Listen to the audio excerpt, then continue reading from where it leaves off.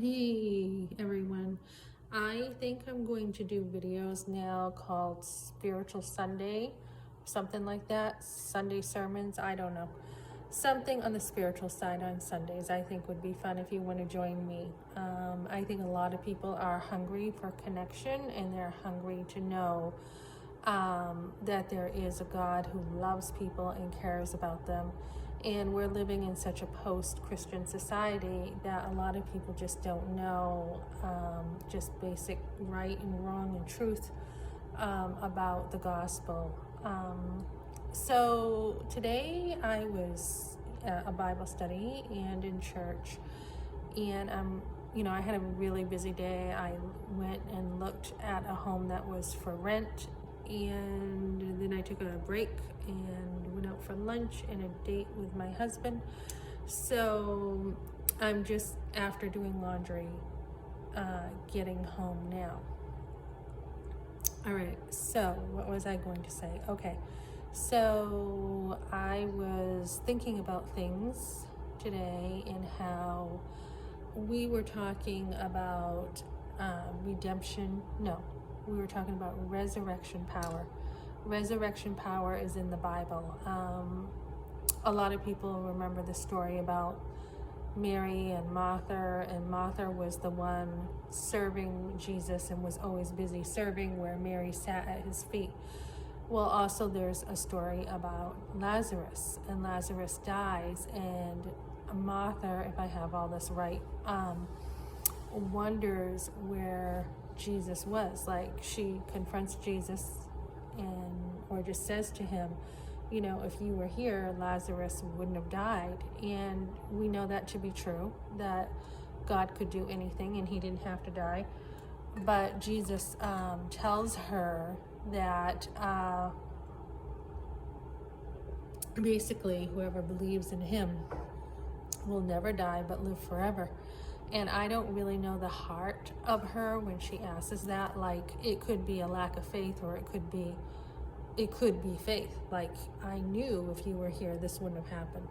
But he refocuses her on, on faith, on him, and back to the gospel. Whoever believes in him, will not perish, but have everlasting life. And that resurrection power is already here for us to access. So we all have like thorns in the flesh, and I was thinking today, like, what's my thorn in the flesh? And this just keeps coming back in my life over and over. So I would say my weak area sometimes, especially as someone with a like New Englander upbringing, is to work hard. And many times we can do this in our own strength, and a lot of times we don't go to God enough. We can go to God, we can spend 2 or 3 hours a day with him, and walk with him throughout the whole day. I know for me, a lot of times in the morning, if I do not get focused on him first thing in the morning, it's just like my natural flesh, my natural personality, stubbornness, whatever, will dictate the morning. So I really try to like get focused on the spiritual side first before I start my day.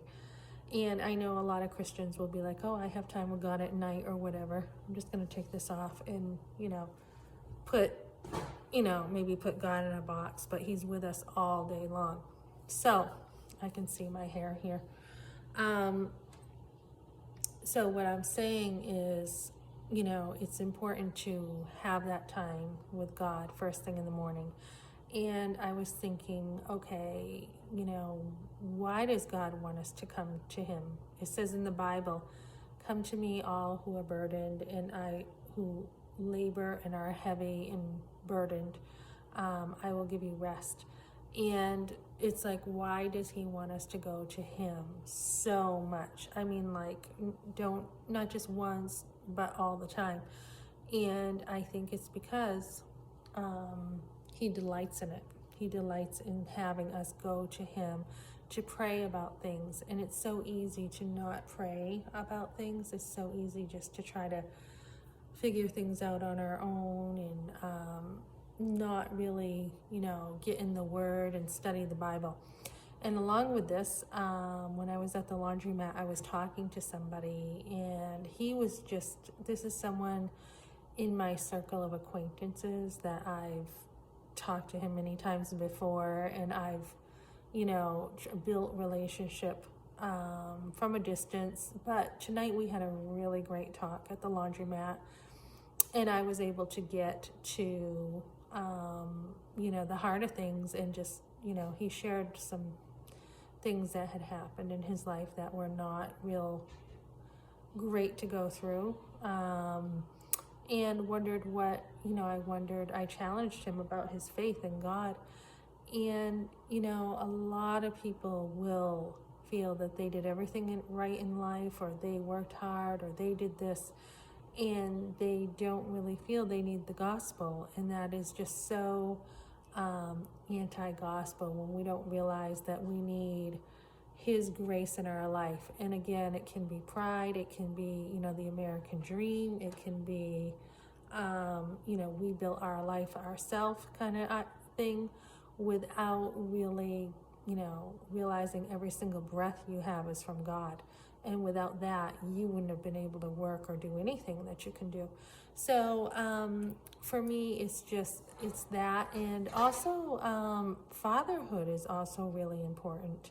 There are a lot of women out there, especially I think women who maybe have had abortions, who don't have that close father-daughter relationship.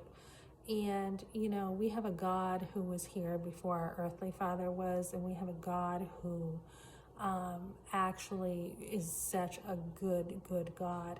And when we break down those walls of, maybe we didn't have a father in our life or something, and we break down the walls and say,